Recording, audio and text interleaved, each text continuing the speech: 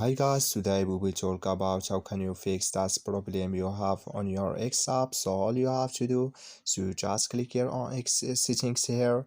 So then it's going to take you here to next step. Then all you have to do now is you just go down here and you click here on apps. So and you come to next step here. Then all you have to do now is you just go down here to looking for X app. So just keep going down here to find your X app. So then when you found it, you just click on X up here, then it's going to take you to next step here. Then all you have to do now is you just click here on for stop and you click here on OK. So and you go down, you click here on storage and you come to storage list. And all you have to do now is you just click here on clear cache. Then all you have to do now is you just turn off your Wi-Fi and turn on it, then it's going to work with you. So that's all you have to do. Thank you for watching. Don't forget to support us by liking, subscribe.